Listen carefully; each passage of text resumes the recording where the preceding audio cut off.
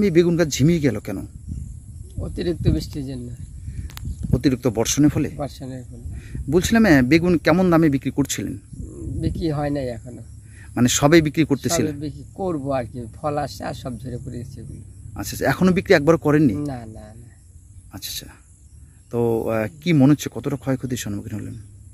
ক্ষয়ক্ষতি বলতে এখানে 5 কাঠা লাগিয়েছিলাম, আচ্ছা আচ্ছা, মোটামুটি 4000 টাকার মতো খরচ হয়ে গেছে, 1 পয়সা পেলাম না। তবে যদি অকালে এই বর্ষণটা না হতো তাহলে তো দীর্ঘদিন বিক্রি করতে পারতেন না? হ্যাঁ, বর্ষণটা মানে আষাঢ় মাসে হয়তো অর্ধেকের থেকে বেশি লাগে, যে এত দিনে গাছটা আর হয়ে মানে নাগাতার বৃষ্টি যেটাকে বলে। হ্যাঁ, নাগাতার বৃষ্টির জন্য নষ্ট হয়ে গেছে। তো যে বৃষ্টির কারণে মানে এক নাগারে যে বৃষ্টিটা হচ্ছিল এর কারণে নষ্ট হয়ে যাচ্ছে। হ্যাঁ, এই কারণে। তো বিক্রি করতে পারেননি? না। আচ্ছা আচ্ছা, বলছিলাম কি জাতের বেগুন এটা? এটা লম্বা জাতের, মানে হাইব্রিড লম্বা। হাইব্রিড লম্বা। বলছিলাম এই মুহূর্তে বাজার কি দাম রয়েছে জানেন? এই মুহূর্তে 35-40। 40 টাকা কেজি রয়েছে। বলছিলাম যা গাছ রয়েছে তাতেও তো কিছুটা বিক্রি করতে পারবেন মনে হচ্ছে। না না, এগুলা যাবে না। গাছের লংজিভিটি হবে না, না, বিক্রি করা যাবে না। না। বলছিলাম কি নাম দাদা আপনার? সচিন্দ্র রায়। অনেক ধন্যবাদ।